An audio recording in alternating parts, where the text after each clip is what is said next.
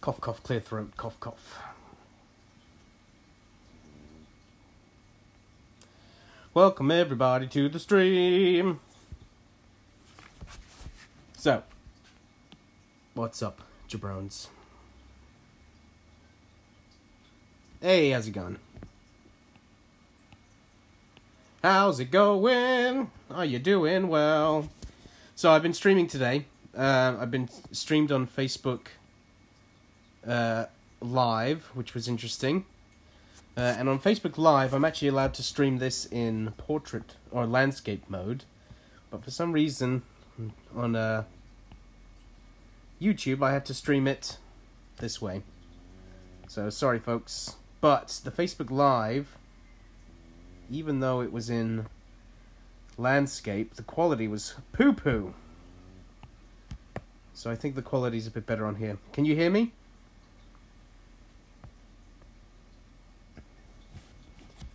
Well, I'm glad you were able to stop in, Brian.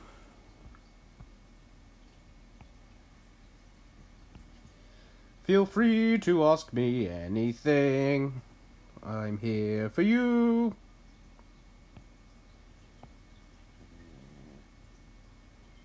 If you hear any snoring, that is the now major part of this live stream is my dog. She likes to snore.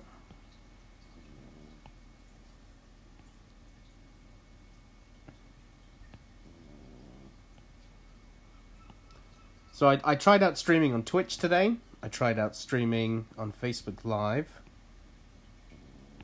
But honestly, I think the best streaming is here on YouTube because I know it emails you guys that I'm going live, which is good.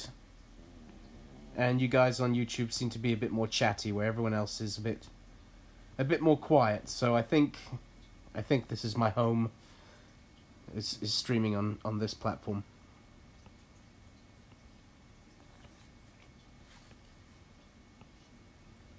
Where it all began. And actually today I was watching some of my older YouTube videos, and some of them I thought the art was pretty good, and some of it I thought the art was pretty bad.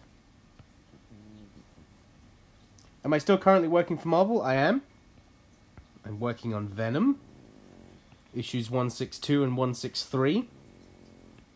Where he teams up with the X-Men, Team X-Men Blue.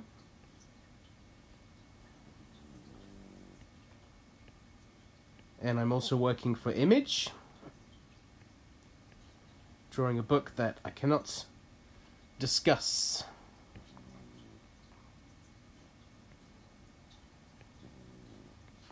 Because it is a secret. But I've talked to my boss and about live streaming, and he said when we get closer to announcing the book, feel free to live stream anything. So that's good. So that means whatever I'm working on, I might have a lot of videos for.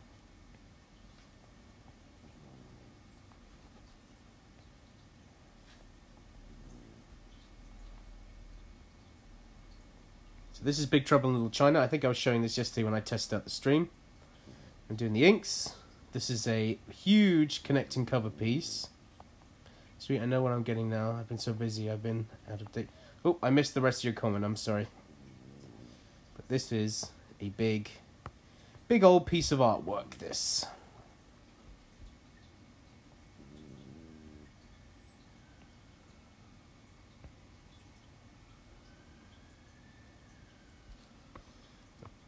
Do you get tips for starting a web comic? Nope, no one gives me tips for how to do it. But if you mistype that, do I have tips for starting a webcomic? I mean, draw it, and then use social media to advertise it. To be honest, I have been tempted recently to bring back a character of mine. Let me open this up. Last night I was doodling this dude. I don't know if any of you guys remember him. This is Jed, the intergalactic bounty hunter. I just drew a quick image last night while I was lying in bed. And I was like, well, that was fun, drawing him. So maybe I'll bring him back. But right now, I'm working on my other independent comic, which is this. This is Leaving Unalive. So I did some more penciling of it in bed last night. There's Elizabeth. She's chatting to a possessed little girl who's been possessed by Bloody Mary. She's trying to get the ghost demon out of her. So she says her name 3 times. And then dun dun! There's a possessed little girl with her head twisted around. And Bloody Mary's now coming for Elizabeth. But Elizabeth don't take that sass. So she's going to mess up Bloody Mary. And that's the intro to the book.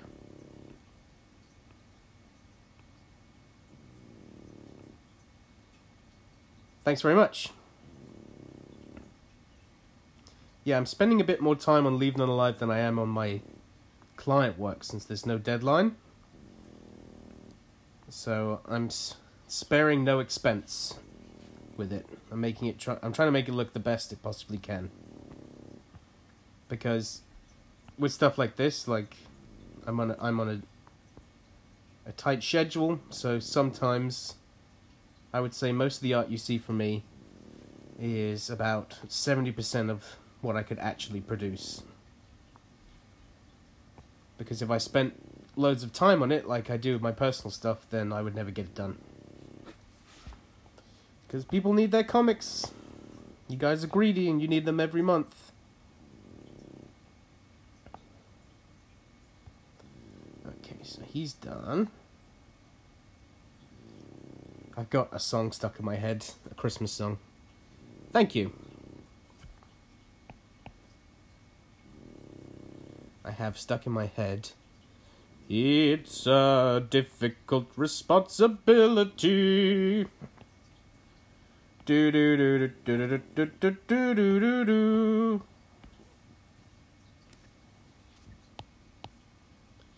I've been on a huge Christmas kick recently, watching way too many Christmas films.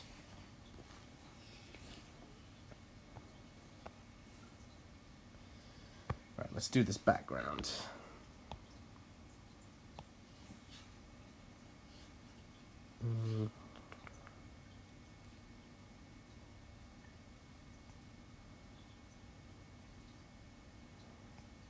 So these are all...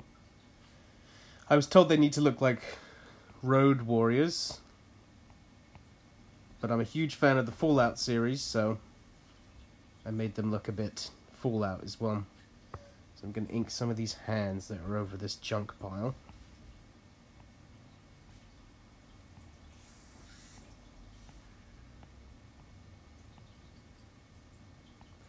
Yep, it's a bunch of raiders. And I'm really hoping... Like, I do want to play Fallout again, because it's a game that sucks you in, but I don't have the time to sit in front of my TV and play it.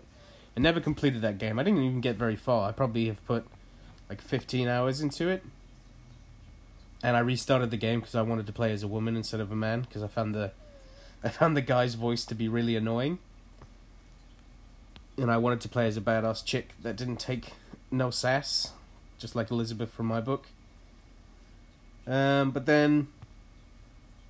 I don't know, just time got in the way and I couldn't finish it. I'm hoping that they're going to re-release the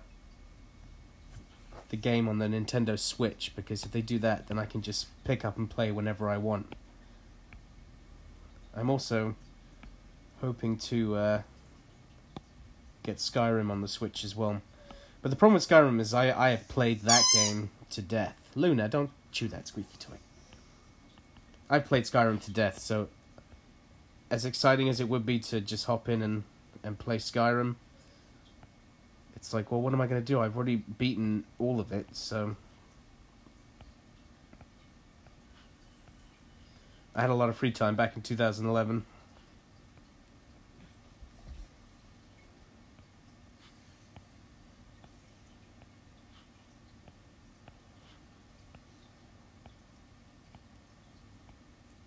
But I'm hoping... even if it's not for like a couple of years, I have a feeling that they'll bring a Fallout game to the Switch. But I'm playing Star Wars right now. Star Wars Battlefield 2. I'm loving that.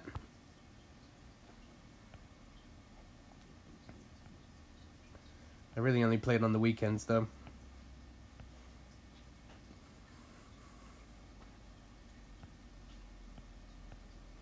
I don't even know what this thing is that I'm drawing, but I'm just drawing it like a big, fatty mountain. Looks like my stomach.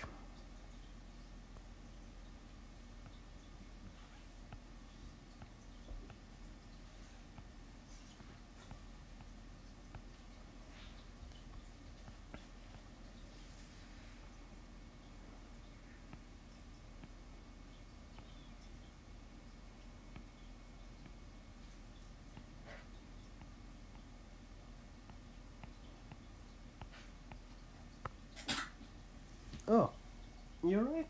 I think my dog was just sick in its mouth. Lovely.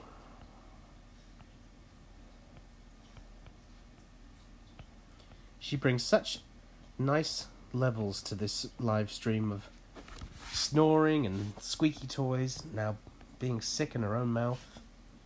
She's such a polite little dog.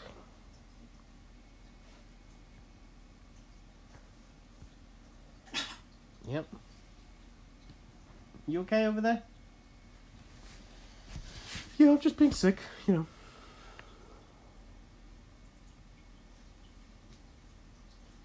As you do.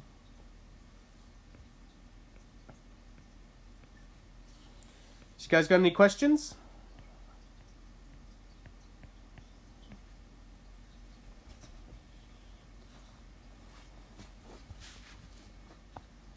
Somebody please talk to me. Unless you are and I'm not getting comments through anymore or something.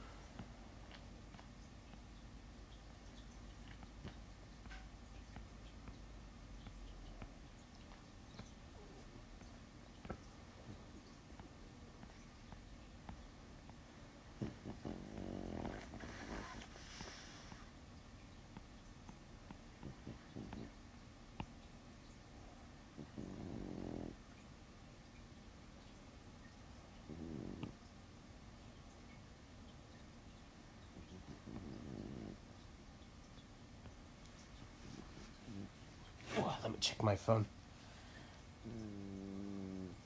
Snore.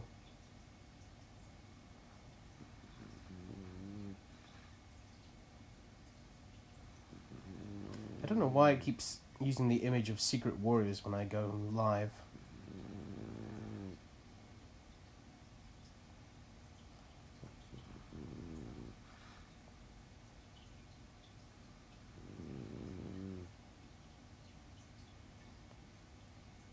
Oh, I think I missed some questions, guys. Let me see here. Can you tell me where you can't place your personal comic? What do you mean by can't place it? What's your average speed per page now that you're a professional? My average speed is a page anywhere from a day to 2 days. Yeah. 8 to 12 pencils and inks. Yep, me too.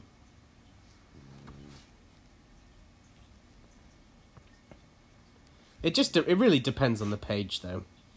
Like this is going to take longer because it has a lot of detail, where like for instance this cover didn't take much time at all.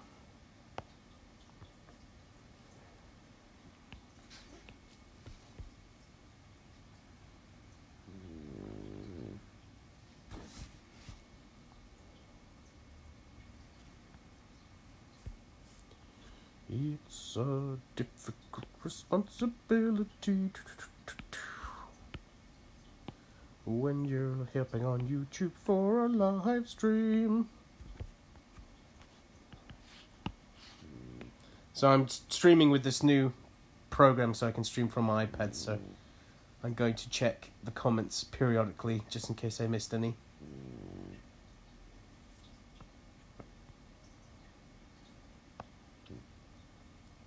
Who should I do next? Shall I do this sexy dude? Oh. That was the wrong tool. Snort. Snort.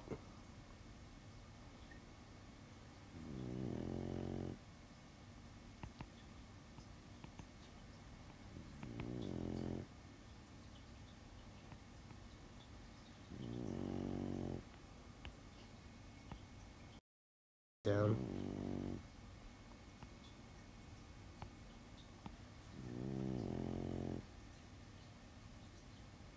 So how's everybody doing?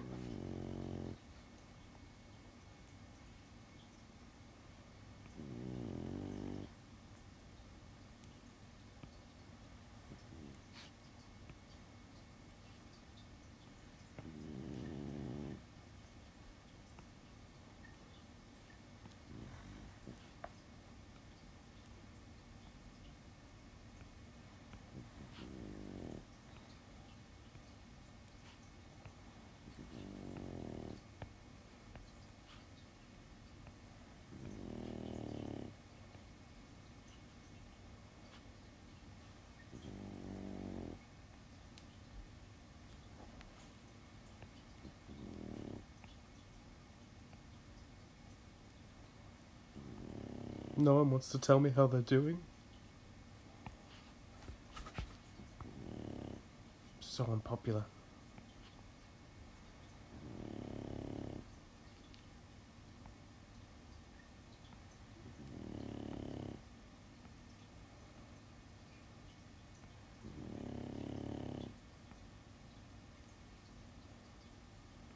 How's it going, Sibel? That's how you say your name.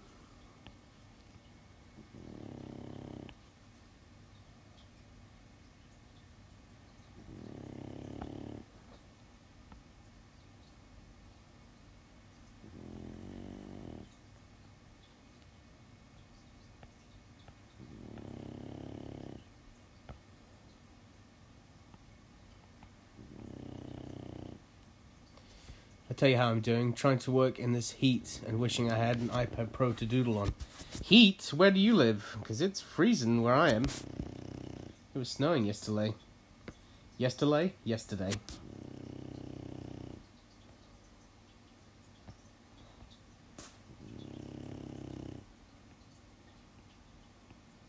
I'm drawing some raps. South Africa. South Africa. I'm not even going to try and do the accent. I don't want to come off racist. That's cool. I heard there's a lot of great white sharks in South Africa. I'm petrified of great white sharks.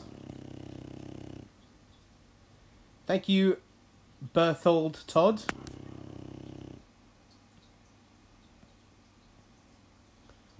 Are you Berthold Todd McFarlane?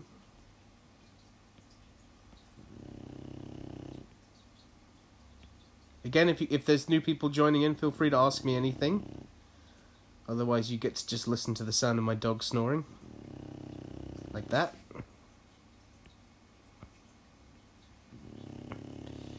Is there a story behind how you got the Venom book, or did they just offer you it? Well, I guess the story behind it would be... you wish. The story behind it would be, I was doing... Oh, hang on. I live about 5 minutes from the beach. I don't go swimming much. I'm also not a fan of sharks. Well, I wouldn't swim much where you live either. But the story of Venom is I was doing... To go back, I was doing Great Lakes Avengers. I become friendly with an editor named Heather Antos, and she knew that I liked Deadpool a lot, so she gave me some covers, which was really nice. And I did some covers for Deadpool, and then other editors saw that, and they gave me some more Deadpool work, doing different covers and stuff like that. And then I got offered a gig to draw Spider-Man and Deadpool, which is just awesome, because I love Spider-Man and Deadpool. So that was a great gig to get. And that was with an editor called Devin Lewis, who's a Spider-Man editor. Ever going to finish the Drawing Comics The Robson Way videos? I think what I will do, I will one day when I have a bit more time, and a bit more accolades that people, you know, bigger than just my YouTube audience will be interested in maybe buying a book or a series of videos. So we'll see on that. But anyway, so I got offered to do Spider-Man Deadpool, so I did a couple issues of that and a couple of covers, and I seem to get along with that editor, and he's a Spider-Man editor, so he offered me some work on Venom. And that's just how it goes. You build connections with these editors. Certain editors like your art style, and certain editors remember you, so you keep getting work, which is awesome. What's the character you most want to draw that you haven't had a chance to do yet? Captain America, definitely. I would love to do something Captain America. And outside of Marvel, definitely something Batman related. I'd love to do a Robin book or a Nightwing book. Anything in the Bat family. Get a chance to draw the Joker. That would be, you know, professionally drawing the Joker. I'd be more happy professionally drawing the Joker than I would be professionally drawing Batman, I think. Because if I drew Batman, I think in the end, he would probably just look very Bruce Timm style. Much like, you see this guy's eyes here? I think that's the same mentality behind drawing Batman. I'd also be very intimidated drawing Batman, because it was the same when I got to draw Spider-Man and Spider-Man Deadpool. I already knew how I wanted to draw Deadpool in my art style. But Spider-Man, I was like, well, how the heck do I want to draw him? Because there's a million ways to draw him. So I doodled for a while in my book, and I went back to my roots, and I was like, what do I love about Spider-Man? Well, the reason I got into comics was because of Spider-Man, the animated series, and Batman, the animated series. And the first comics I got into was Todd McFarlane's Spider-Man. So I went back and looked at that, and I fell in love with it. So the Spider-Man you see in Spider-Man Deadpool that I drew is heavily based on Todd McFarlane. And then after that, you can kind of see as the book goes on that I'm finding my own Spider-Man. As I've drawn him so much, I made his eyes a bit more soft and round, and I sort of stopped doing so much webbing, so it did change a bit. Hang on, I missed a question. Let me take a peek. Thanks, man. I love hearing how it is on the inside of Marvel. I'm taking my portfolio to New York Comic Con this year to be reviewed. Not expecting much beyond introducing myself to some editors and networking. Nice. Well, New York Comic Con's the place to do it. Practically every editor from Marvel attends New York Comic Con because their offices are right there, and they all live in the New York area. I'm hoping myself to be at New York Comic Con next year. I was supposed to be at this year's, but I messed up and couldn't do it. But I'm hoping that will change for next year. I used to live in that area. I used to live in New Jersey, about 45 minutes away by train to New York City. And I've been to New York Comic Con a couple times. It's a great convention.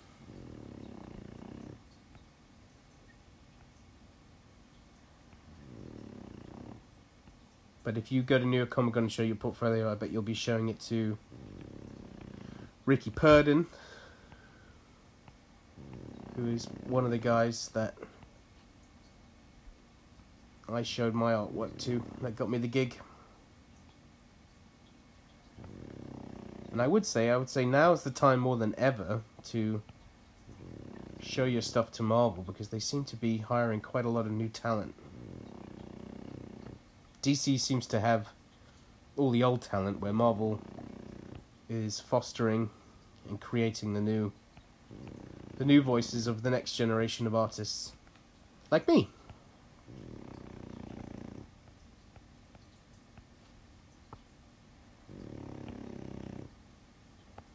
This guy's pretty metal in the background.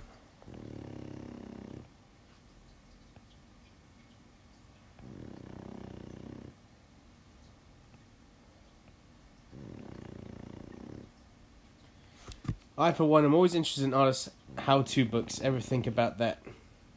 Oh, missed that. Let me look at my phone.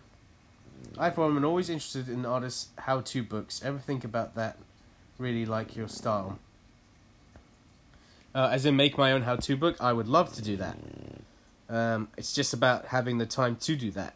Because I'm so busy with other stuff. And I'd also like to give myself a couple of years to keep getting better myself before I can tell people how to draw. If that makes any sense. Okay, so we got that badass guy there with his badass staff with some random teeth on the side of it. Who should we do next? This guy, this rogue-looking guy. You like my dog? You can follow her on Instagram at Luna the Mini Frenchie. My fiance has that set up. But yeah, she adds a bit of comedy to this. See? There you go.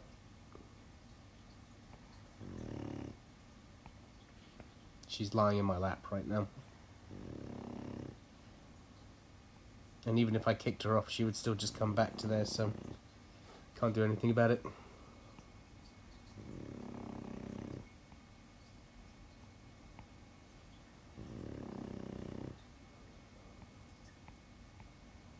I will draw her in a book one day. I'm just trying to wait for the right time. If you look in Great Lakes Avengers issue...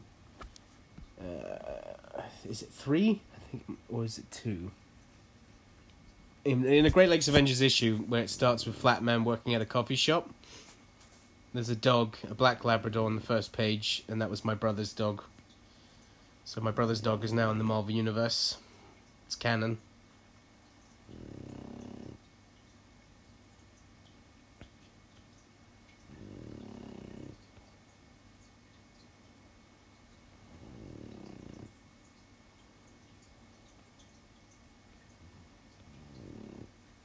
This guy looks a bit like a sand person. That's why I always wondered, like, all these, like, Fallout designs, I wonder if everyone was inspired by Tusken Raiders.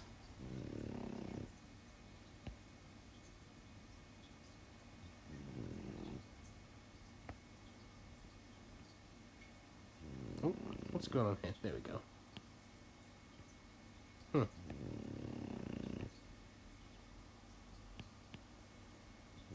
There we go. I was just trying to draw that line there and it wasn't letting me.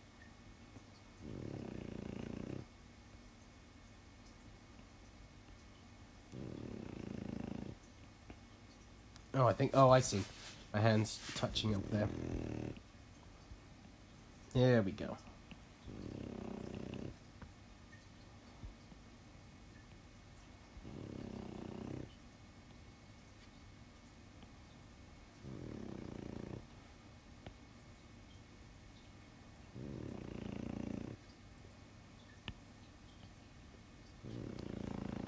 Let me see if I've missed any questions.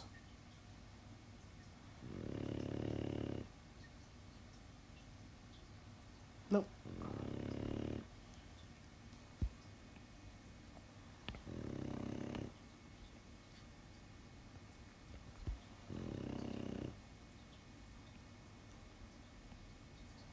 So once this cover's done, I don't think I'll have it... Hopefully, I would like to have this cover done today.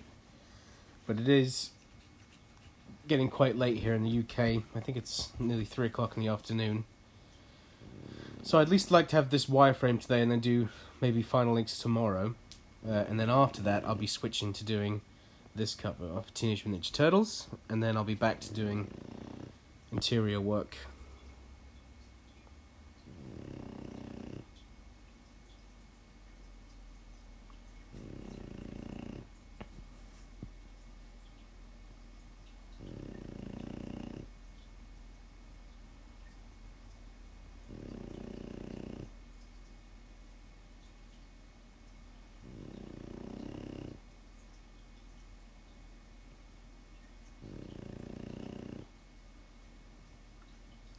So for any of you guys that were in the stream when I was doing that Moon Girl and Devil Dinosaur page, that book's been released now, so all the people's names that are in the stream that I spray painted as spray paint on the wall, if you go in the book, you'll be able to see all of it. It's pretty cool.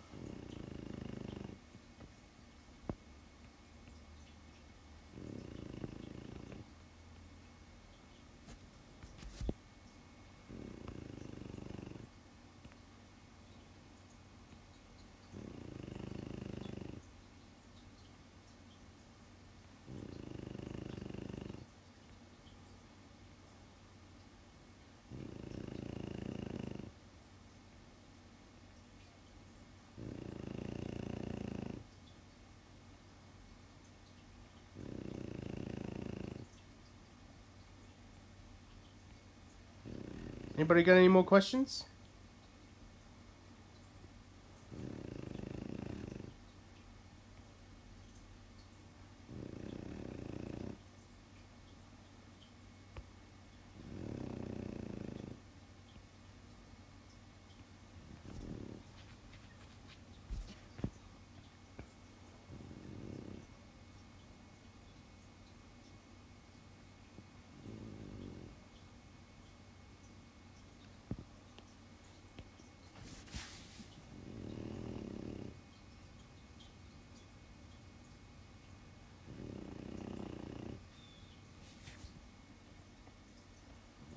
Ooh, what did I do wrong here? I'll be able to fix it, I think.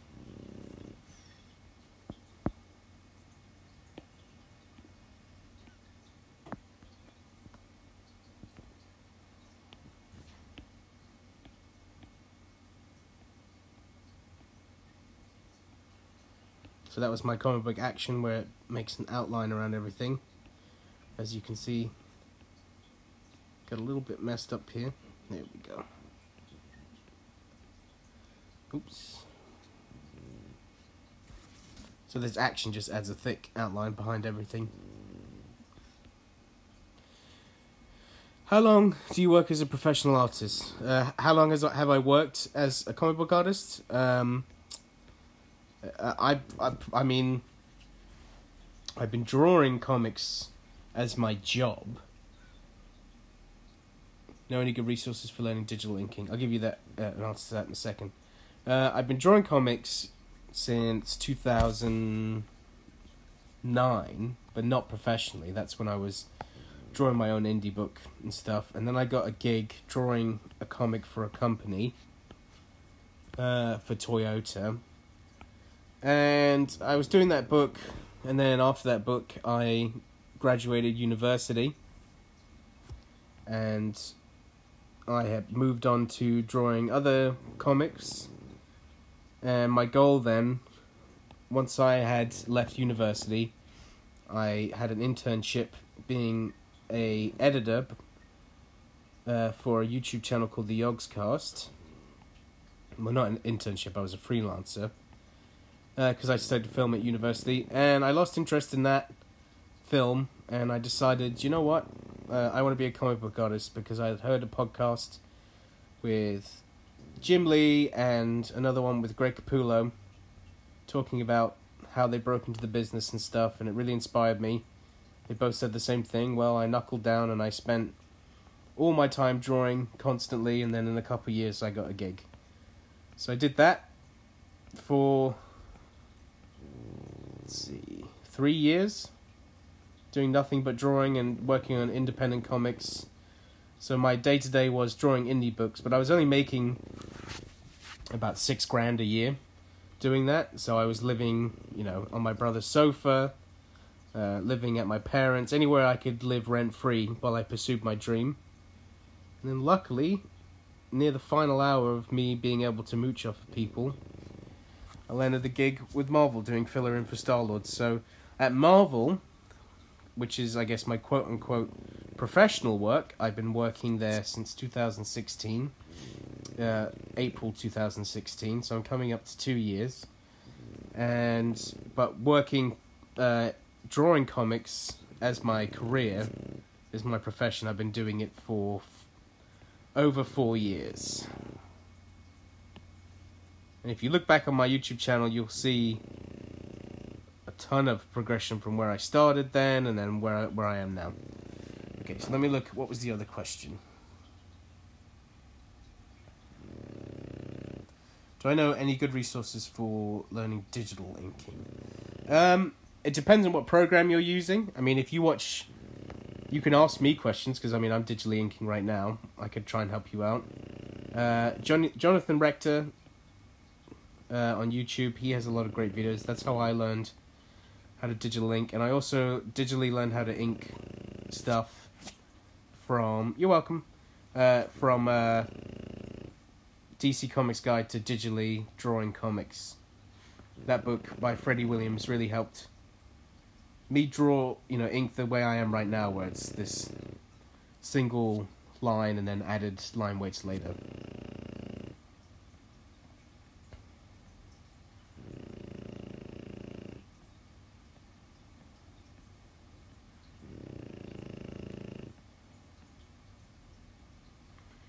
And I'm very jealous of Freddie because he's drawing a Batman Teenage Mutant Ninja Turtles book, and that's like, what a dream job that would be, doing that. What a team up.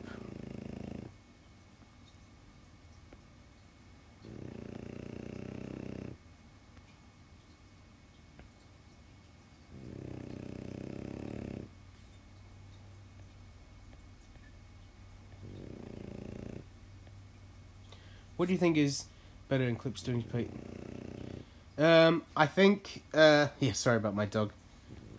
I think Clip Studio Paint is better than Photoshop because the program is designed specifically for creating comic books. So there's a lot of useful tools, like the perspective rulers and just the community that builds brushes for it as well. I just think it's just a better place to produce comic book work.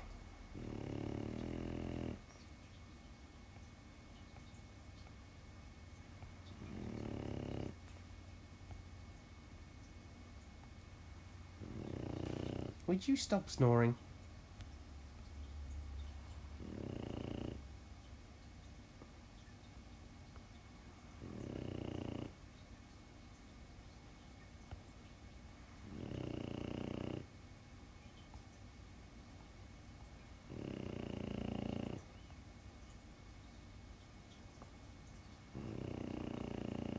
Okay, those dudes are done.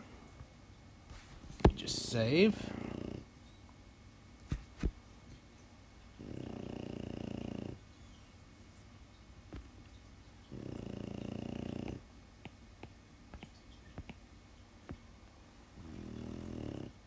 Snort.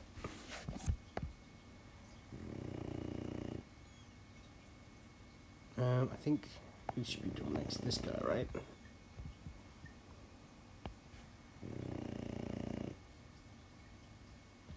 So are you working only on iPad or also on PC/Mac?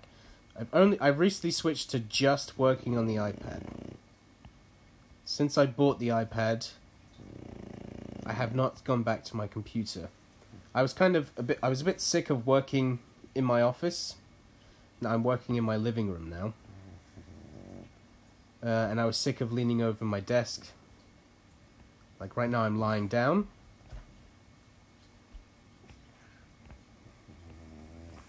So this is where I do everything now. It's a weird thing where, like, if I'm working in my living room, I've also got like my telly in here, my big living room TV, and it almost feels in a way like I'm not working because I'm not in my office. And at night, or in the evenings, when my fiance's home from work, we might be watching something, and I might be like, oh, you know what, while watching this, I might ink a panel or two here. And that's what I love about it, just that freedom to be like, I feel like working now, instead of going into an office being like, right, the only thing I can do here is work. Where this makes me feel like I can just work whenever I fancy. I keep nudging her to try and get her to stop snoring, but she is refusing. This dog is mad. It's one of the most energetic dogs I know, but during the day she just sleeps. She sleeps constantly, but if I suddenly got up and wanted her to walk, then she would. How long after starting to learn how to draw did you start looking for comic book work? Well, the thing is that I was always, like, okay at drawing. You know, the type of person that you could copy something and it would turn out pretty close to what was copied. So I had that natural aptitude to be able to draw and want to draw. So I did a comic when I was a teenager called Dino Zombies, about zombie dinosaurs. Oh my god, she keeps snoring. That was a webcomic. And it was alright, except I was heavily referencing for that comic. Like, I would just have a book open of Tom McFarlane's run on Spider-Man. And I would just find, like, a drawing of, like, a head or something. And I'd be like, okay, that's what I'm going to copy, except I'm going to change a couple things here and there, and then suddenly it's a new piece of art. So I couldn't create the images in my head. I had to rely heavily on reference. And then when I was doing that book, I got a gig doing a comic for Toyota. Just a small promotional book. So while I was doing that, I was still heavily referencing stuff, even to the point where I would trace some backgrounds, and it was Toyota, so I had to draw cars, so I heavily traced cars and stuff. And whilst doing that book, I was a bit dissatisfied with myself, so I decided that I was going to sit down and learn how to draw from my imagination, especially being super inspired by those podcasts I listened to with Greg Capullo and Jim Lee on Fat Man on Batman. And I did that, and I slowly figured out how to draw by myself. So I did one issue of that Toyota book where I didn't reference anything except for the cars. And I felt great about myself. I was like, oh, look, this is me, this is my art. And that's when an art style started to develop. And then from there, I just kept studying and studying and studying. And, you know, my art style would develop. Like, I used to, if you look at some of my old stuff, it was heavily influenced by Greg Capullo. And then I discovered, I've always been a big fan of John Romita Jr. and J. Scott Campbell and loads of these other people, Bruce Timm, and it all sort of melded together. But Greg Capullo was like, I just wanted to draw exactly like him. Like his run on Batman back from 2011. That to me, I was like, oh yeah, this is comic book art. So I was drawing like pretty much exactly like him. And I would show my work to editors, and they'd be like, you need to stop trying to draw like Greg Capullo, because only Greg Capullo could draw like Greg Capullo. And I was like, oh, okay, so I'll try and change my art style up a bit. But funnily enough, me saying that, I actually almost got a gig working on a Batman book for DC years ago in 2014, but I was not ready to draw it, but I tried out for the book anyway. And the only reason I got a chance to do that is because my art looked like Greg Capullo, and they needed somebody's artwork that looked like that. But I did samples for it, and I didn't get the gig because my art just wasn't good enough yet. But slowly, once I discovered an artist called Todd Knock, my art style really changed because I implemented a lot of what he does into my work. And now I just it's just my style.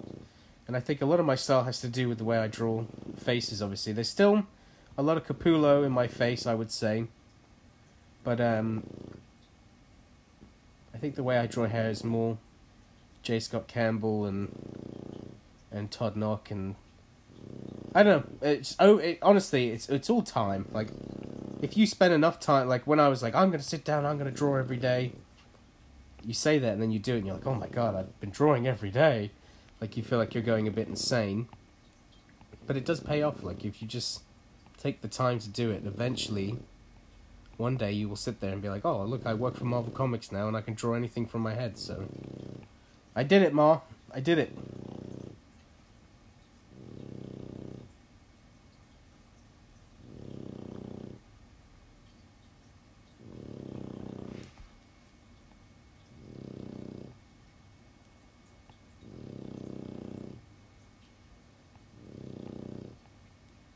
And obviously I'm still learning stuff. I've noticed recently my eye has gotten better for picking up stuff that's not good.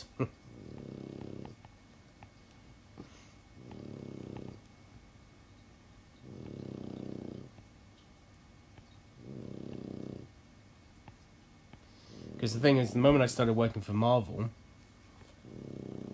What's that buzzing noise? Is that your dog sleeping? Yeah, sorry, that's my dog snoring. Hopefully it's not too annoying. But what was I going to say? Oh yeah, when I started working for Marvel, the amount of work I started doing was way more than what I was doing before. Because the deadlines are much stricter. So, that sort of sped up. Even though I was drawing every day and constantly, it was still like, practicing in your book, trying to get better. This is like, the workload I do now, I produce probably 4 pieces of art every week. Whether that's a page or a cover, etc. And over time, now it's been nearly 2 years since I've been doing that. You just have to get better. Like, you just will. Because you do it so much.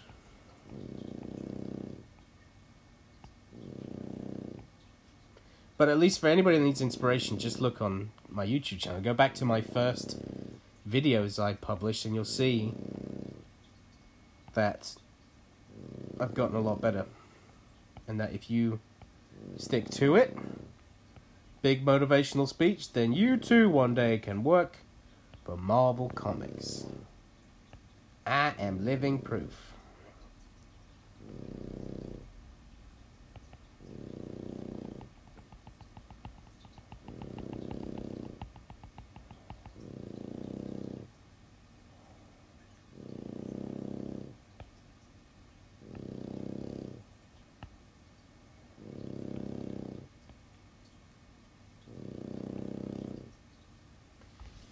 How did you learn how to draw? How did I learn how to draw? At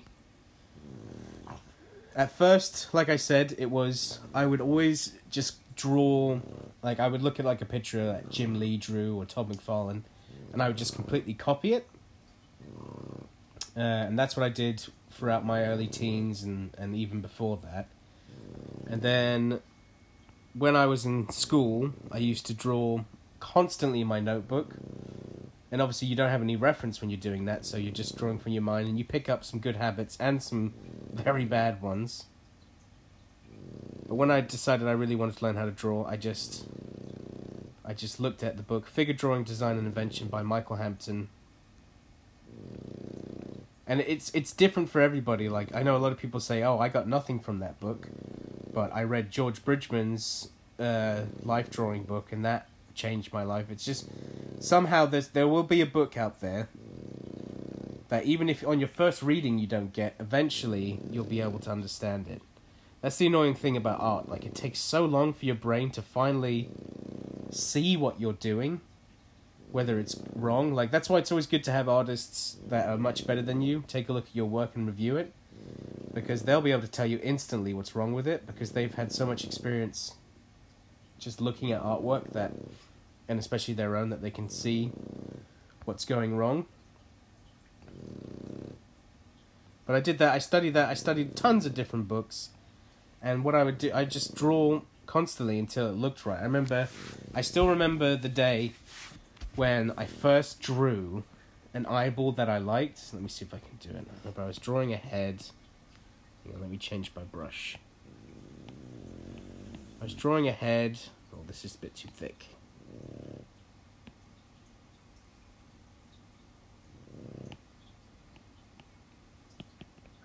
Do your standard. This thing.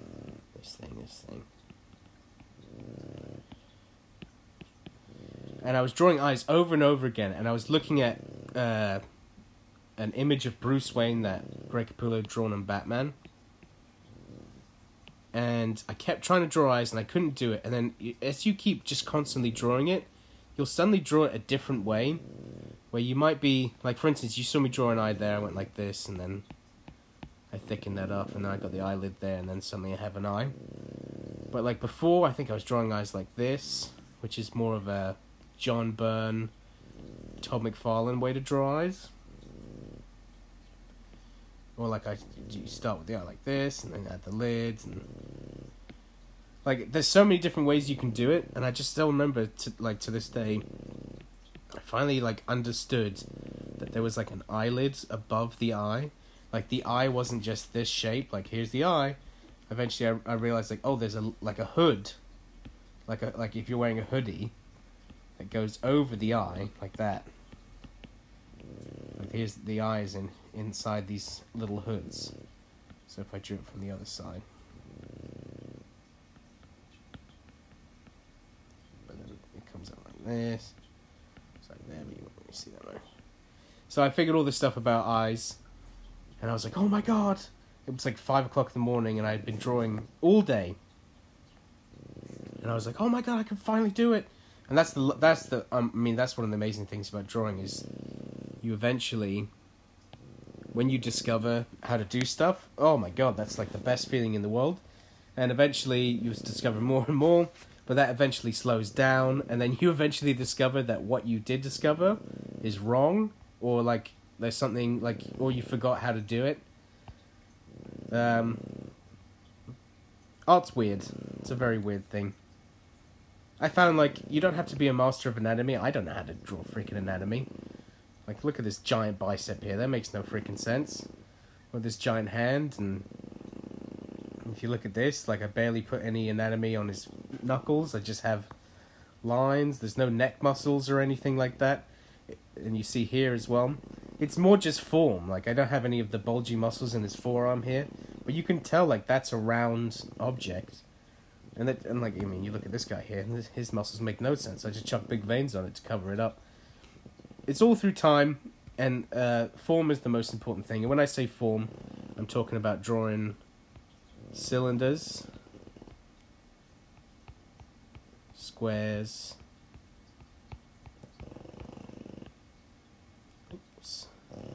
never mind that, and spheres, cones. So, and I think there's some more shapes as well, but it's making you see that what you've drawn is a three-dimensional object. Like, that's the key. It's like, I'm drawing right now on a 2D surface, which is an iPad. This is flat that I'm drawing on, but I'm trying to make you see that what I'm drawing is actually in 3 dimensions.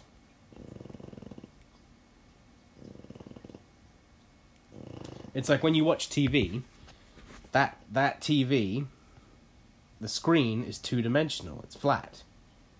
But you know that the objects that you see on the television, you know, when it's, even with film and cinema, you see all those pixels make up a 3D looking object. It's your job to do the same thing.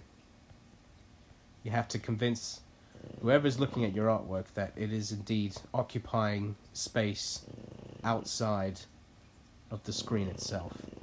There's an artsy-fartsy answer for you. And a snore as well.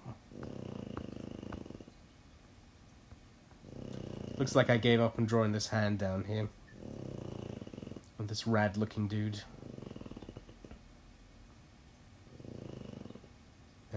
What should I do? You know what? Since I gave up on drawing a hand, he's not going to have a hand anymore.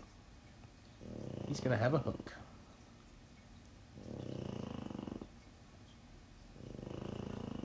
Big old fisher hook. There we go. That makes him more badass.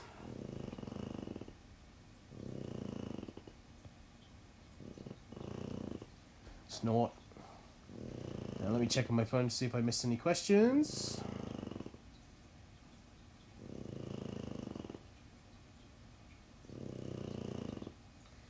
You'd be happy working anywhere drawing comics? Even on the moon?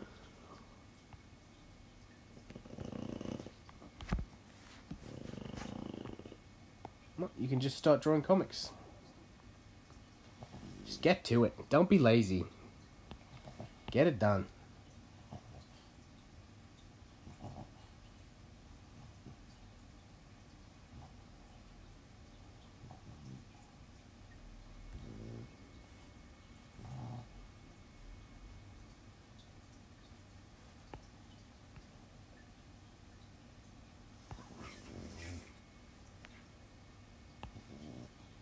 Do I like Rob Liefeld art? I used to not like it.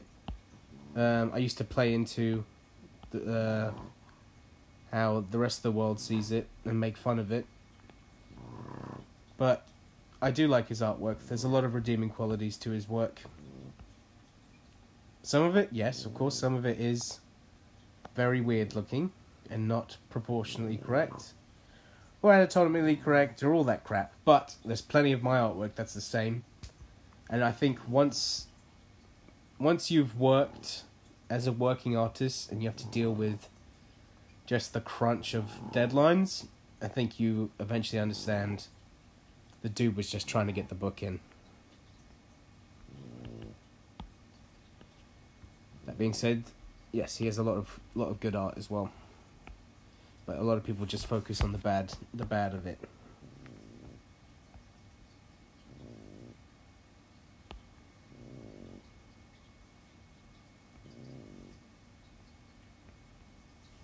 I think some of his covers are really good. Like some of his hatching work on faces. Very unique.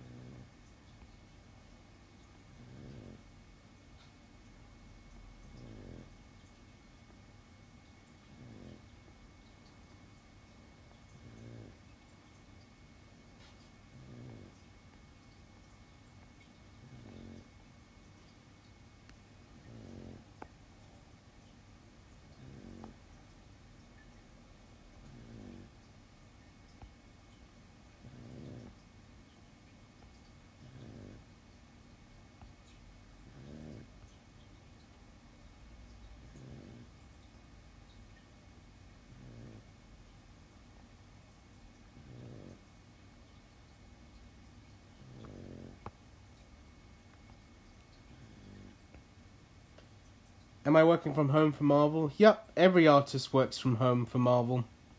Or they have rented some sort of studio space for themselves. The Marvel bullpen does not exist, sadly. I would love to work in an environment like that. Sometimes. Not all the time, though. You're working on your own comic right now?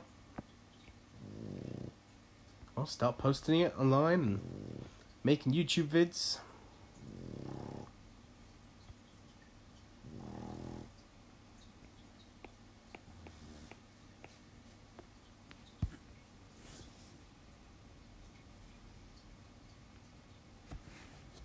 This thing's going to be crazy when it's all done. What I think I might do is once I get all the comics, I might put them all next to each other and frame them for my office. The office that I never spend any time in anymore. Right, let's do this cool looking dude. Oh, that's not the right brush.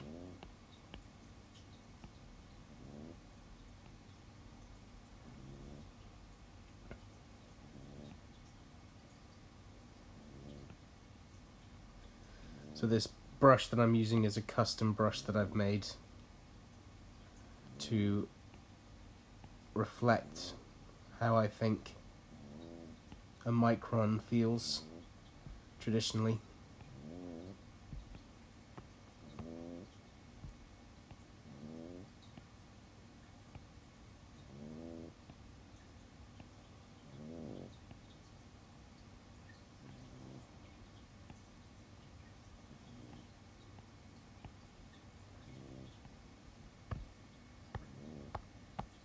I don't know what this thing...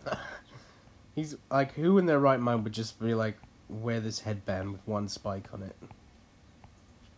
Unless he got hit there once. That's what I'm going to make the story. This dude got hit in his head once, right there. And it freaking hurt. Hurt real bad. And he vowed to himself, I'm never going to get hit in that particular spot in my head ever again. So he now wears this meticulous headpiece to protect that one bit of his head. Or he was born with a severe soft head birth defect. How long did it take you to get comfortable in digital art versus standard pencils inks? What was the end bit of that?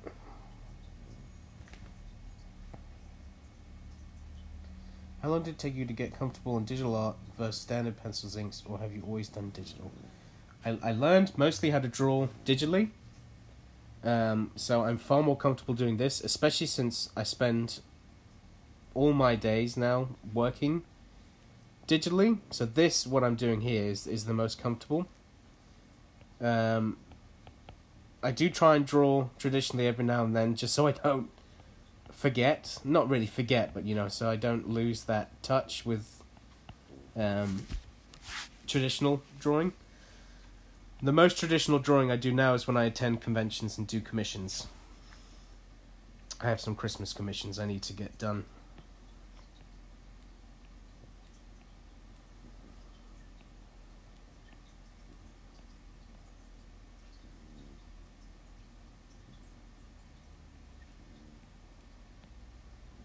I just prefer drawing on the computer. I feel like I have more freedom.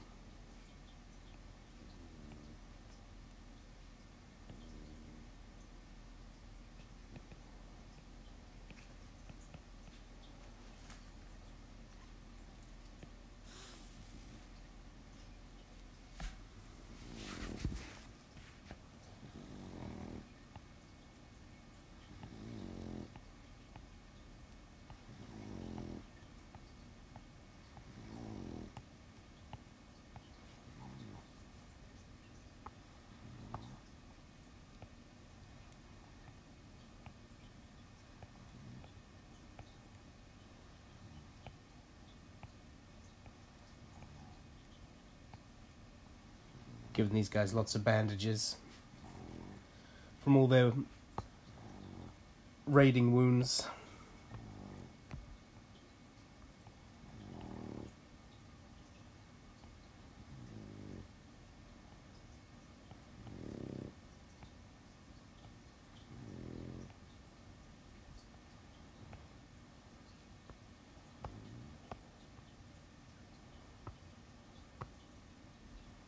Man, this guy, I mean, someone was talking about Rob Liefeld before. Look at this shoulder pad I've given him. That's some straight cable shoulder pad right there.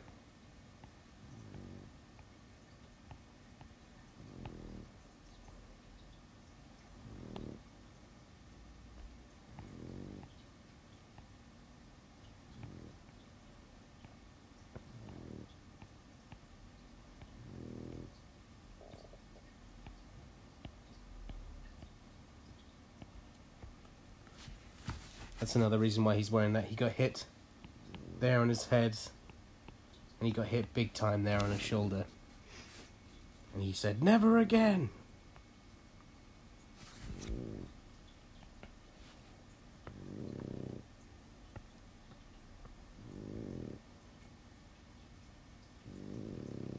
You got to create little narratives for these characters to keep yourself sane sometimes. Otherwise, you're just sitting in silence listening to a dog snore, questioning your life's decisions.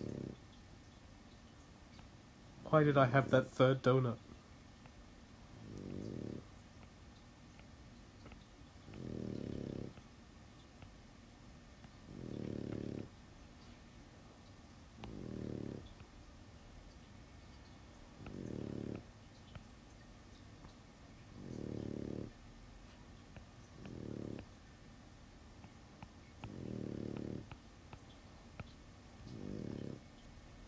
Dude looks pretty cool.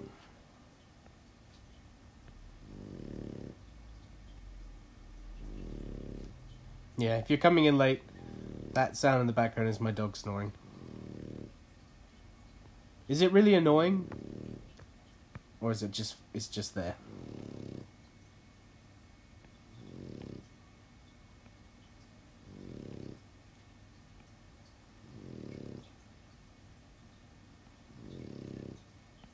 No, sorry, I have bad flatulence and I have to fart every 3 seconds.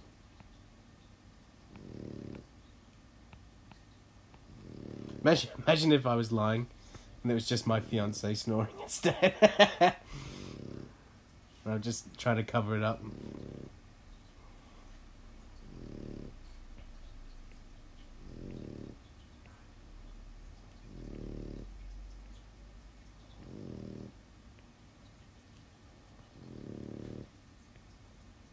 Yes, this little dog is quite attached to me. I never thought I'd own a little dog, because I'm quite a fan of big dogs, like Labradors and German Shepherds. But my fiancée, she's always loved pugs, and English Bulldogs, and French Bulldogs.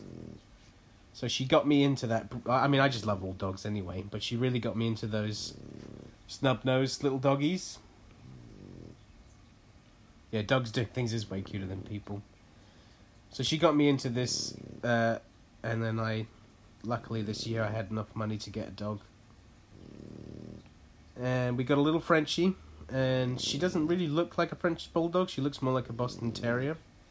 She was the runt of the litter, and when she was born, she was about half the size of all the other French Bulldogs, and they didn't know if she was going to live, but she fought through it, and she's now kind of like a midget version of a French Bulldog. Or miniature, I should say. And she's very cute. Very little. Really tiny doggy. But she snores when she's very comfy.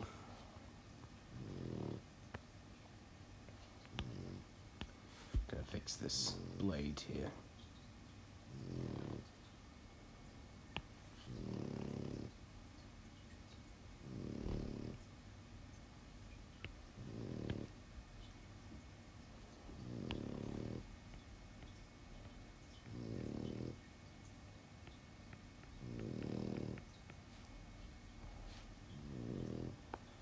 Okay, we got that dude. I think we can fit in this guy back here. With another Liefeld shoulder pad.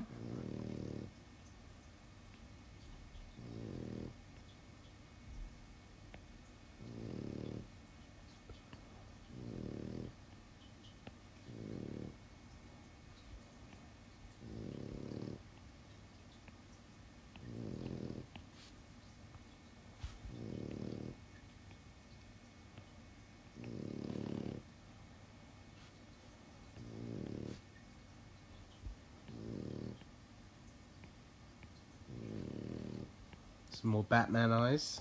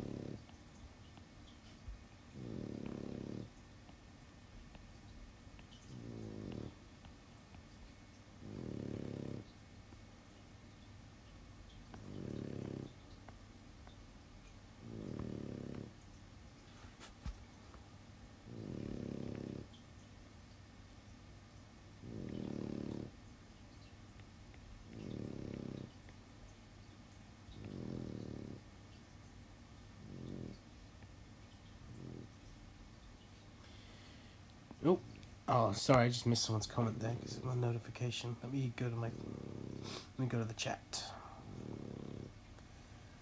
Do you think you'll ever try to make your own comic through Image or something like that? I'm in the process of doing that right now. I'm currently creating my creator-owned project called Leave None Alive, which has spooky ghosts. And spooky demon kids. scary. And it's a really fun story. And I'm doing it very slowly, but it is getting done. Like, I was penciling this yesterday. And the plan is right now I'm working on an Image Comics book. And the guy I'm working with is extremely high up on the Image chain. He's one of the Image founders. And I'm hoping that me working with this certain person will give me higher chances of pitching a successful book to them. So I'm going to pitch the comic to them. I'm going to draw up the first trade and go, look, here's a whole trade paperback of comics. And this is the story. You can just read it here. What do you think? You want to do it? And if they say yes, great, we can already go to print because I have a whole trade done. And while that's gone to print, I can start work on the next trade. So by the time, so I have a bit of a head start on the actual comic itself. So I'm trying to be smart about it. I'm not trying to rush in or anything. I want it to be perfect because I think my main goal now is to be a writer and artist, whether that's at Marvel or DC. Am I doing this on the iPad Pro? Yep, I am. iPad Pro on the 12 point whatever the biggest screen is. But yeah, my goal is to be a writer artist, whether it's on my own creation or if it's on something at Marvel and DC. Because I'm sick of all these other writers getting all the credit. It is annoying though, to be fair. Like, pretty much every review for every book I've done rarely mentions me. Some don't even mention my name at all. They just talk about the writers. But I think that's just the climate of comics right now.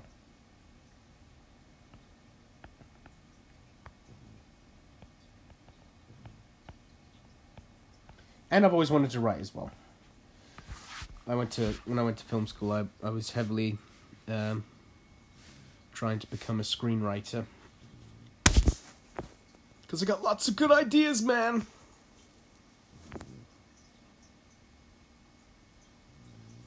I've also have, right now, I'm saving money for it. I have 3 issues drawn of a 3-issue story arc that I wrote, this zombie thing. Now that you mention writers, who's your current writer at the moment? It's Colin Bunn. For Venom. Oh, I thought you meant the ones I'm working with. My favourite writers right now is Tom King. I think that guy is on fire. He's doing a really good job. I would also say Sean Gordon Murphy is doing a freaking excellent job on Batman White Knight. I always liked Scott Snyder, though I will admit I'm not a fan of metal. It's just not for me. Which is quite sad because, the Snyder-Capullo team-up is the reason why I got into wanting to be a comic book artist in the first place. Who else? Dan Slott's always good. But currently I would say Tom King is my favourite. I think all the books that he's doing are bloody great.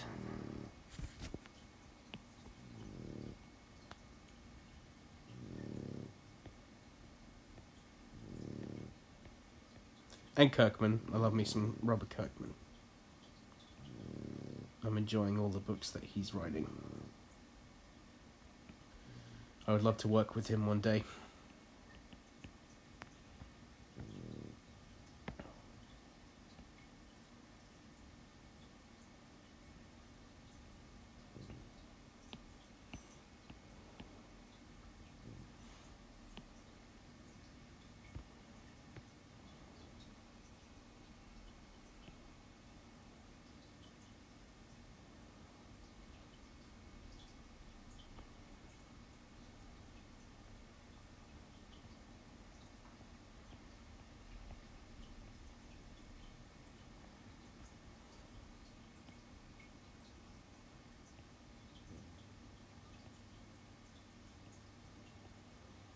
What about your guys' favourite writers? Who are you guys digging?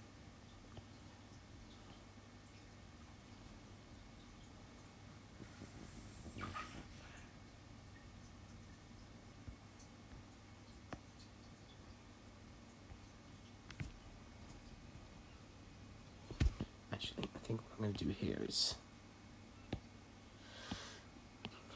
I'm going to add some more of the rock stuff.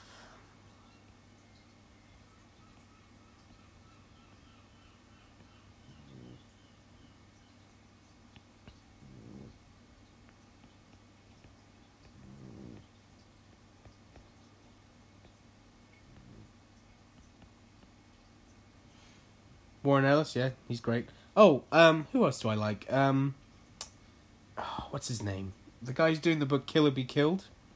That's a great book.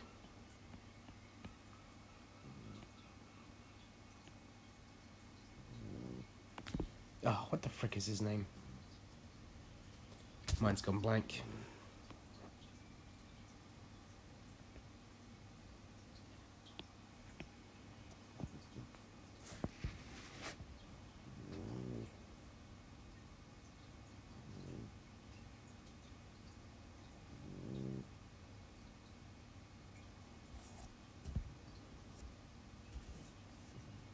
Same guy that wrote The Winter Soldier.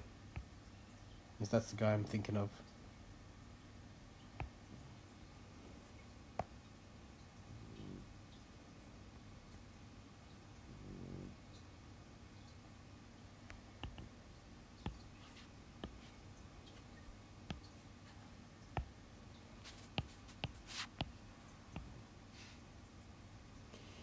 What advice do you have for a 43-year-old graphic... Oh, Ed Brubaker, that was the name.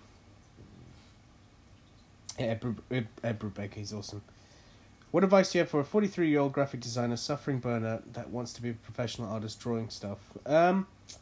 Well, how much responsibilities do you have as a 43-year-old? Do you have children? Do you have a wife or a partner? How busy is your work?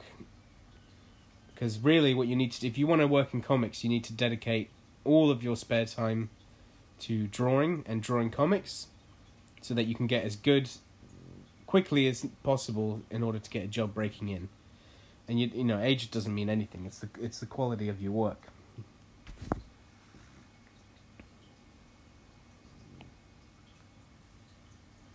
But then, you know, if you've got kids and a spouse, and other major responsibilities, they may get in the way of you focusing on your goal, but you need to make time for your dream, because, you know, it's your dream, and if that's what you want to do, then you've got to pursue it, otherwise no one else is going to do it, and you always wonder why.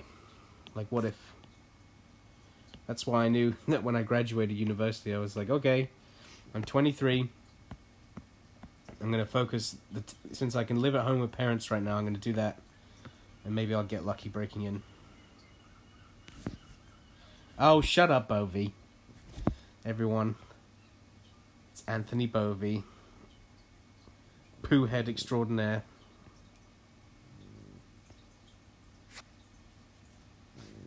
Texas, Trump-loving jabroni.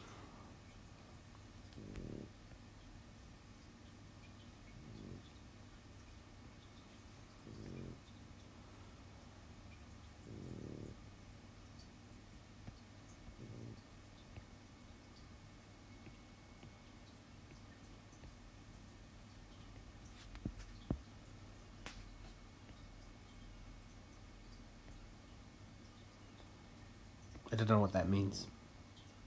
I'm not a loser. Got him.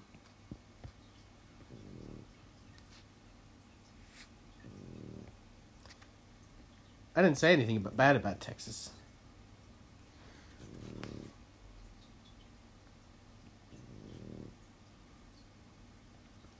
Do you know I almost lived in Texas? When I lived in the States, my dad's job was moved to Texas. And after I graduated, I was supposed to move with him, but then they moved back to England. But there was a point there where I wasn't going to go to university, and I was going to move to Texas with my parents to Houston. So I would have had to have watched Rockets games, and that would have made me very sad. I was at that time a Nets fan. Then they went to Brooklyn, so I hated them.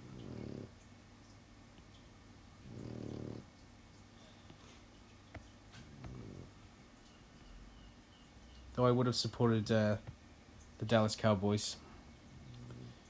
Oh yeah? Who won that game? And who was it against? To be honest, I've been slacking on keeping up with basketball. I get so hyped in the preseason, and then when the season actually starts, I forget. Oh, 10 straight wins, huh? Yeah, for now.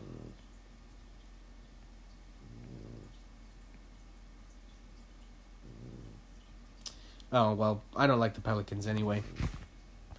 I definitely would have skipped that game. Two boring teams.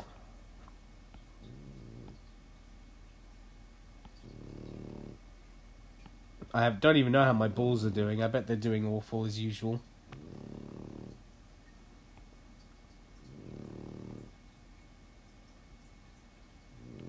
To be fair, this last season I finally caved in and I was like, you know what?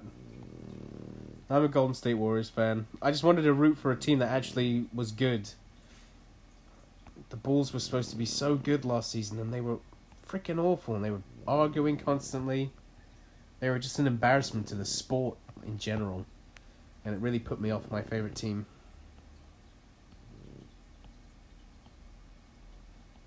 Because they're my favourite team because when I started... Oh, did they? Okay, good. Well, they're my favourite team because when I first moved to America in 97, I think it was, whatever the Bulls season where they won and they did amazing, that's when I first started watching basketball and I was like, this is the best sport I've ever seen. So since then I've been a Bulls fan. Basketball is pathetically not big at all in the UK.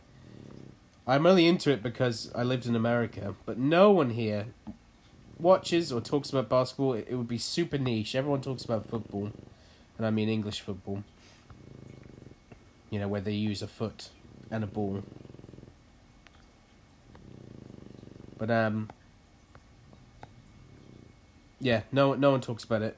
I got my fiance into basketball though, so sometimes we watch games together. She likes the Golden State Warriors, and she likes the Denver Nuggets because she just likes the name Nuggets. She thinks it's funny that there's a professional sports team called the Nuggets.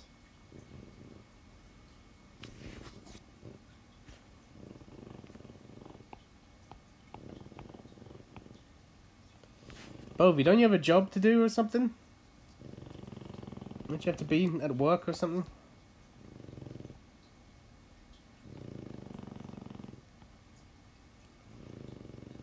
And when's Amanda getting a ring? Yeah, I guess it's football, cricket, and maybe a little bit of rugby in the UK. I would say rugby's quite popular. I mean, football's the king. You're at work? What do you do? I don't even know what you do for work. Rugby's definitely popular.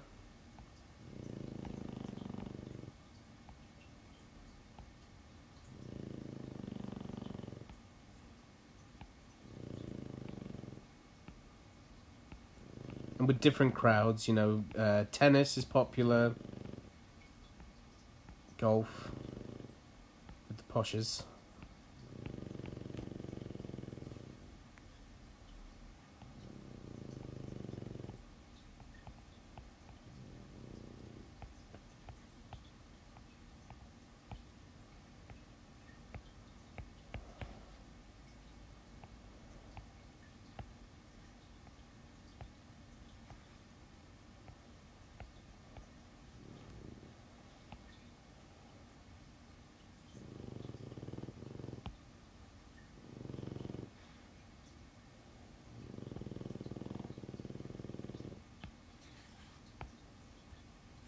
But I watch basketball.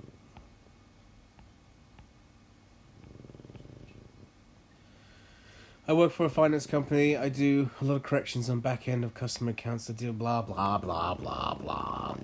Blah, blah, boring, I'm Bovey, blah, blah.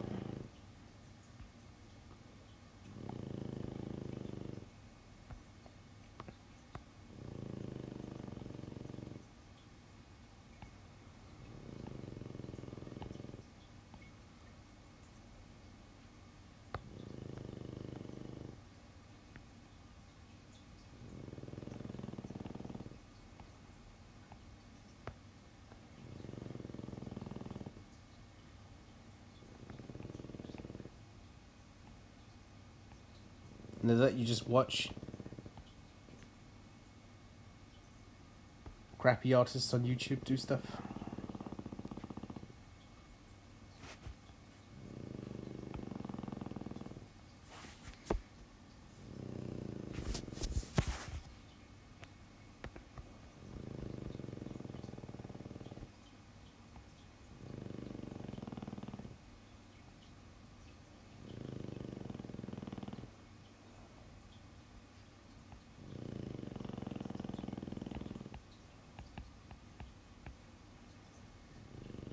Nice. I'm also at work. I'm so funny. Well,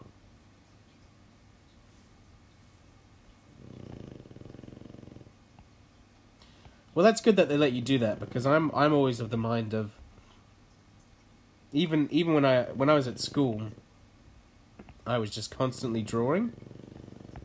And teachers would be like, "Stop doing that." I would be like, "Honestly, I will pay more attention if I'm drawing, than if I'm not drawing. Because if I'm not drawing, then I'll just start daydreaming and I won't be paying attention. But if I'm doodling, then you've got my full attention, because you're the only other thing I can hear in my head besides what I'm doing." And I remember the teacher was like, "All right, well, what was I just talking about?" I was like, "You were just talking about this, that, and that." And they were like, "Okay." Since I proved that I was listening, then I had a pass for drawing. And other people tried to do it, but then they would ask them. And obviously they'd fail. So I've always been good at doing that. So if you're the same type of person where you can watch or listen to something while working, I think people should just let you do it, because it just makes you a happier client and just a happier person in general.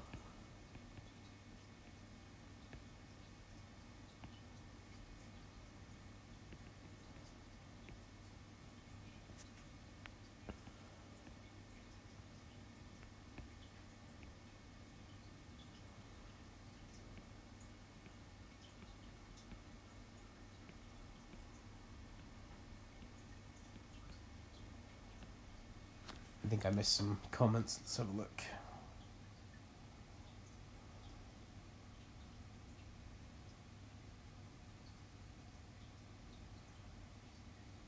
Yeah, but you're at home with your cute dog.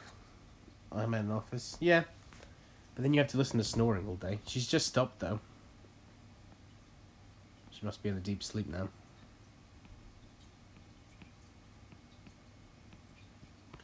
I tell you what, though, working from home, though, you do go a bit stir-crazy. Like, I really do not get out much. And when I go out and I see other human beings, I'm like, oh my god, other people actually exist. And I have, like, a giant beard by then, and I haven't showered for a few days. My clothes smell a bit.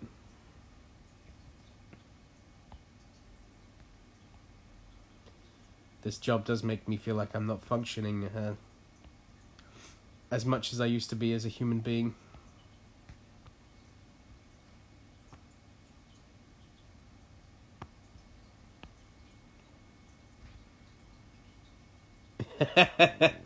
Well, luckily this job keeps me busy enough where I can't be eating constantly. But I have put on a lot of weight over the past couple of years. About 7 years ago I lost tons and tons of weight, and now I've put most of it back on. Isn't that normal for British people? What? To be smelly, you mean? Oh, that's a great joke, mate. Real good one. Real great joke. Really funny. Like, really, really good joke. I'm cracking up right now.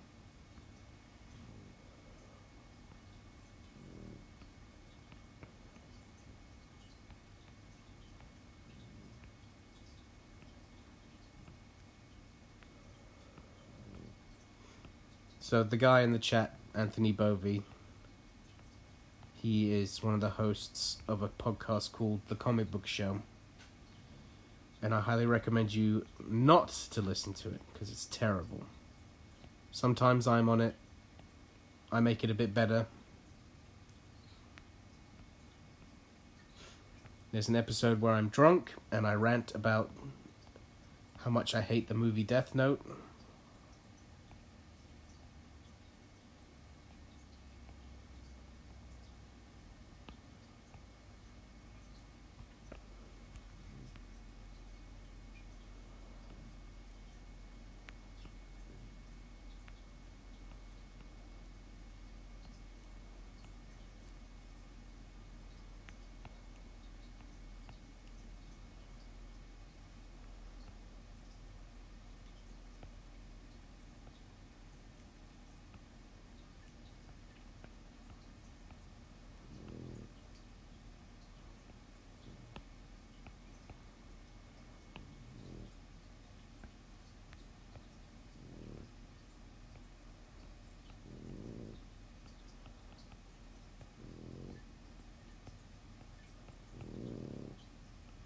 Oh, the snoring's back.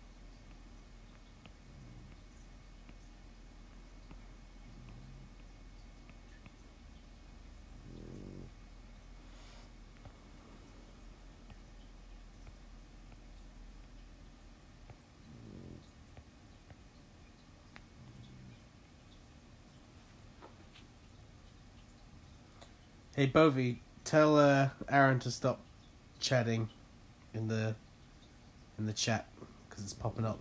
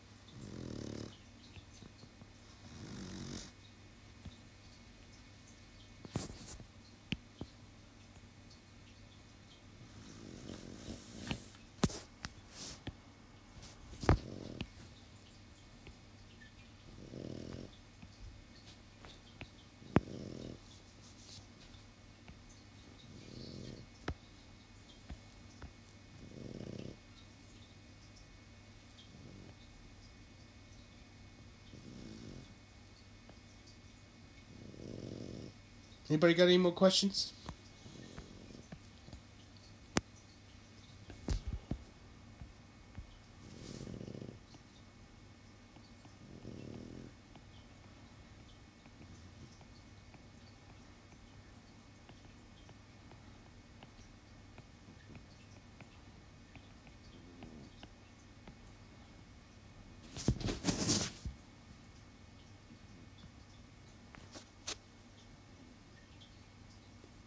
This is a cover for Big Trouble in Little China, the new series Old Man Jack. This is the cover for issue number 9.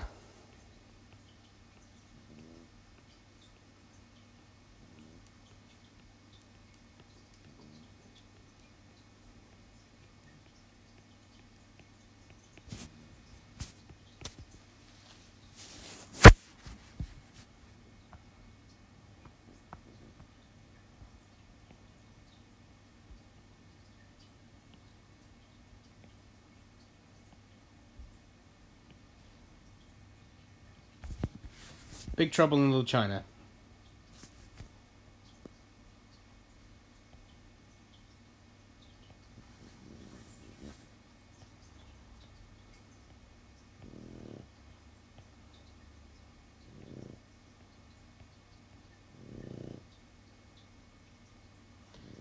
Am I doing interior? Yeah, I'm doing interior on an image book, which I can't talk about. But it's a very popular image character. I'm doing also interiors on Venom issues number 162 and 163, which I believe come out at the end of February.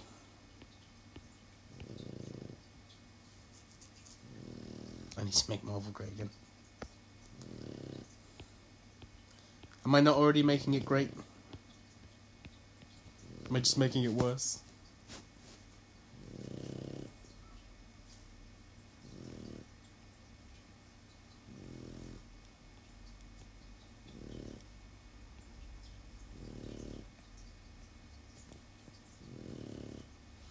The Venom story is actually a big story. It's called Poison X, and it's spanning over the Venom title.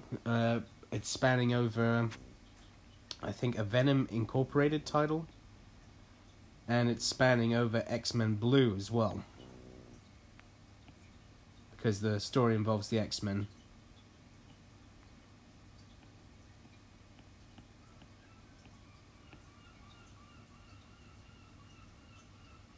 Oh, thank you very much.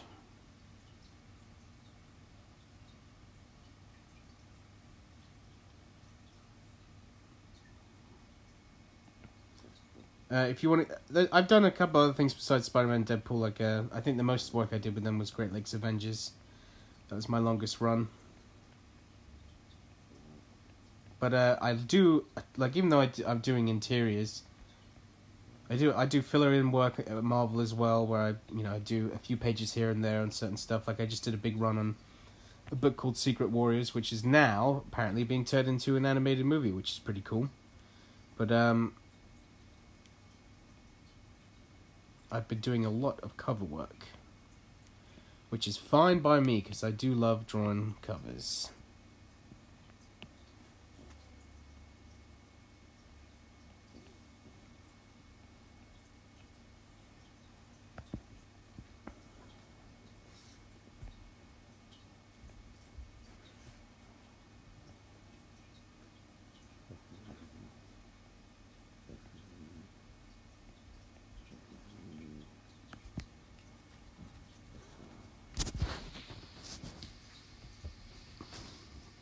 Oh, sorry, my leg was stiff.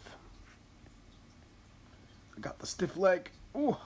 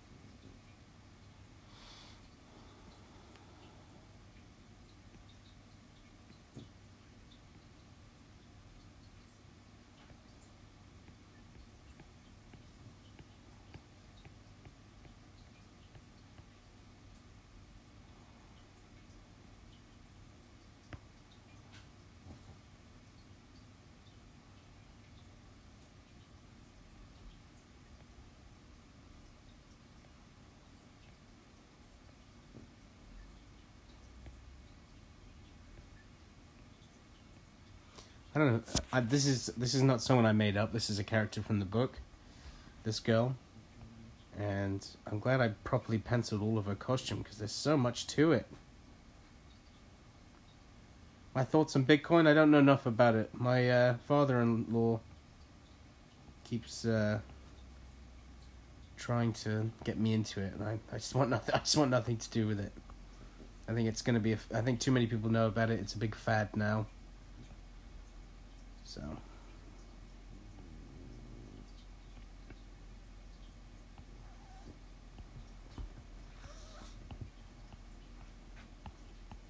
I don't think it's going to be worth anything.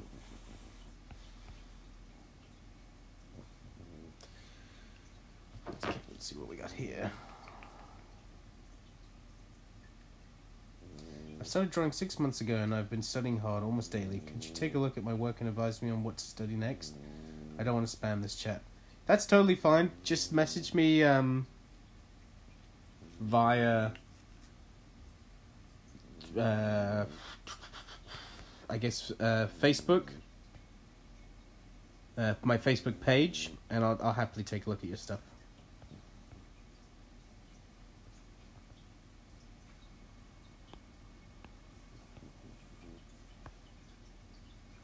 Look at this. Look, I totally did not draw this hand right here. I was like, this is fine. You know, she's got a little arrow gun.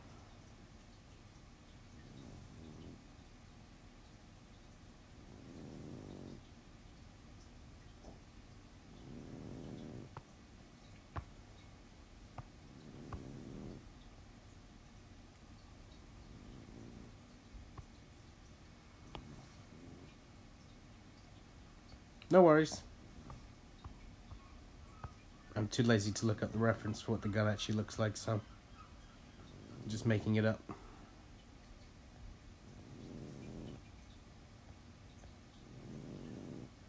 Because I know that it doesn't need to be perfect.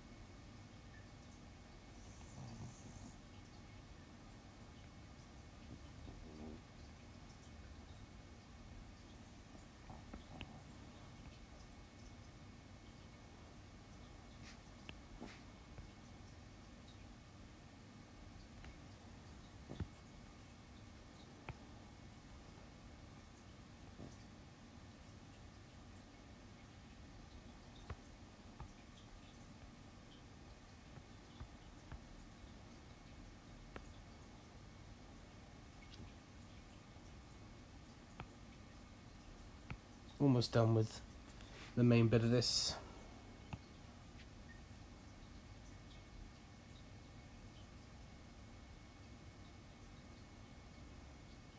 If you look, there's not too much detail on her, and that's because she's quite far in the background.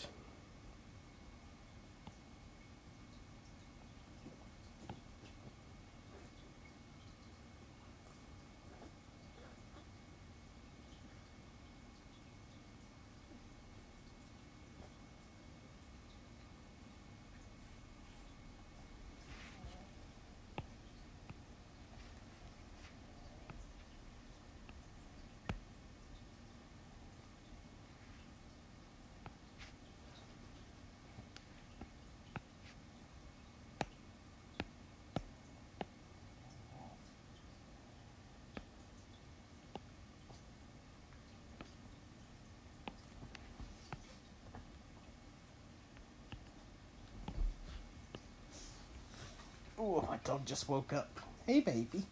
Have you been sleeping? Have you been having a big sleep? Yes, you have. Yes, you have. You've been sleeping. You've been snoring. Entertaining people with your snorts. You don't know that you're famous. Oh, now you're snoring again. You like that pet? Oh, yeah, the pet's so good it makes me snort.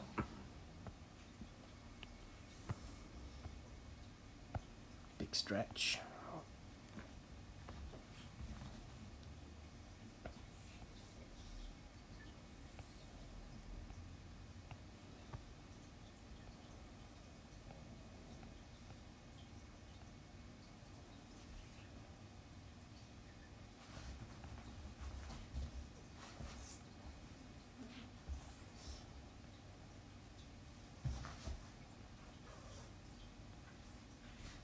She does this thing where after she sleeps, She goes on the carpet and she starts rolling on her back and growling. She's so weird.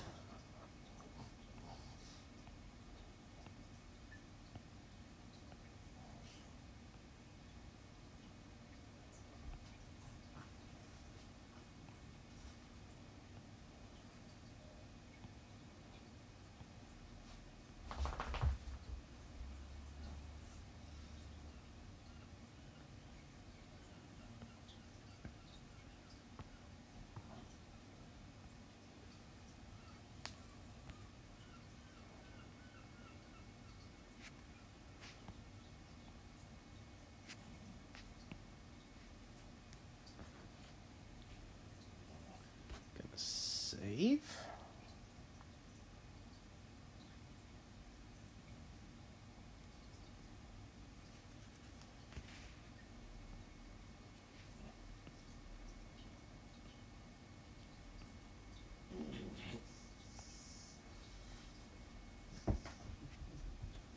Uh-oh, she's got a squeaky toy.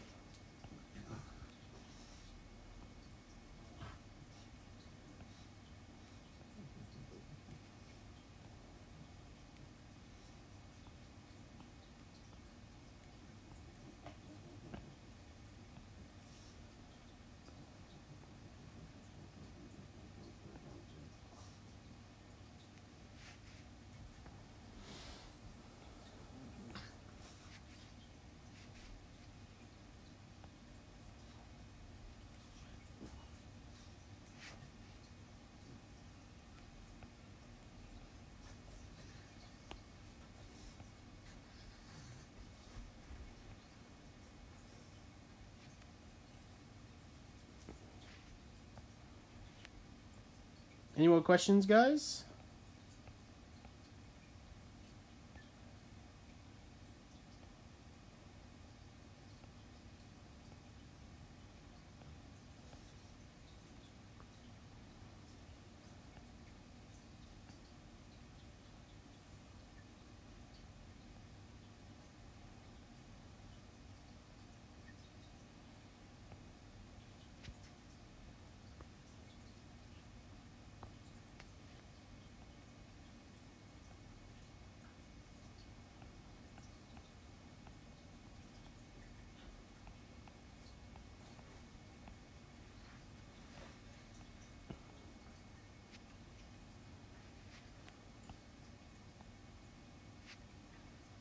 DC that you do Teen Titans, would you take it?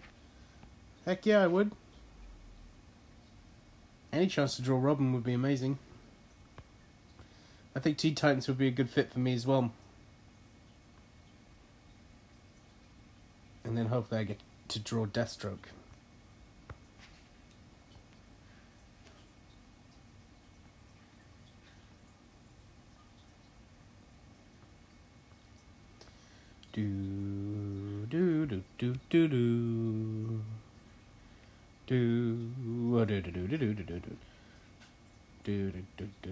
Okay, so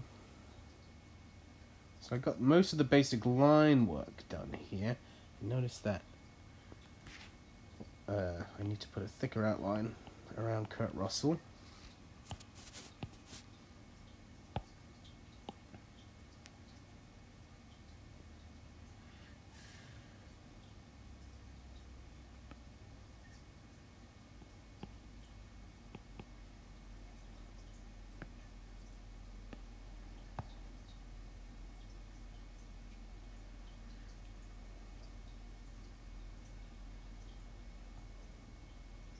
Oh, and I need to do that weird sun thing I had in mind.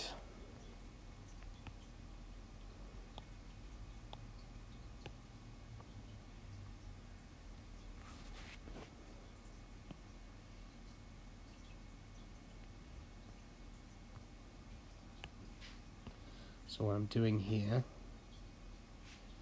is, come on, there we go. Let's make this a bit bigger. Just to tie around this image I wanted to put. Let's make it a bit smaller actually. Sort of, actually yeah, let's make it smaller. I wanted to put a little sort of sun back here.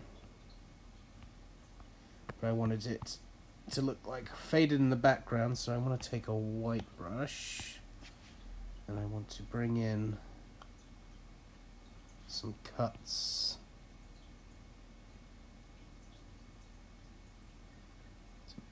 That's not what I want us to do.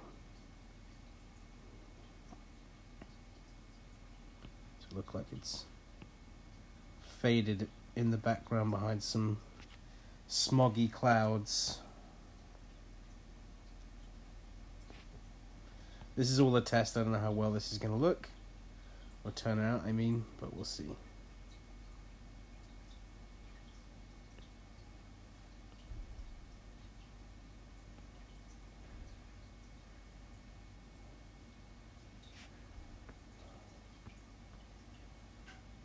I think that looks pretty cool. And then what I'm going to do, select the color of the black, shrink it by 1, clear that sucker, and then we've got a sunken sort of sun in the background. Right, let's add to this white layer. So this white layer is what I have behind all of these pieces of art to show. It's white.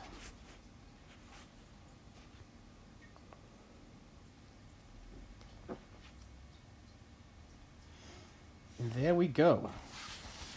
So, that is the wireframes done. Oh, I still got some pencils on. There we go. Inks. Dupe. And dupe. That's the wireframes done for this piece. So I've still obviously got to go and, like, obviously I got to add all the line weights like I've done with these here, the thins and thicks. But the base art for it is done. This has been a lot of fun, this cover. Oh, I just noticed something. This dude here, his head isn't filled in. Where is he?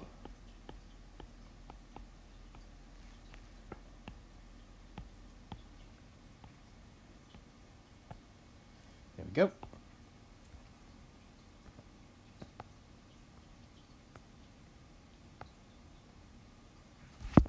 So lots going on in this cover. And then the cover itself usually prints. Oops. You would generally see about this much of it. So if I just save right now, and if, just for fun, if I just crop this,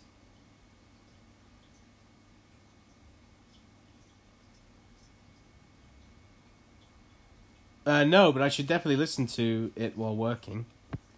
So this is what the final cover will look like. There's no text on the cover, so it won't say Big Trouble Little China or anything. It's one big thing, but that's how generally when the book's printed it will look like that. Let's undo that cropping.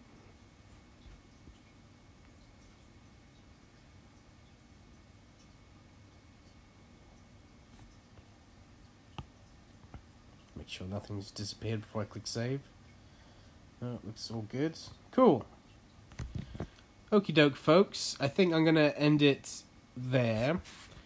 I'll do the final thin to thick inks tomorrow on the stream. Or I might not. I don't know. We'll see. But thanks for joining me, and I'll see you on the next one. So, see you guys.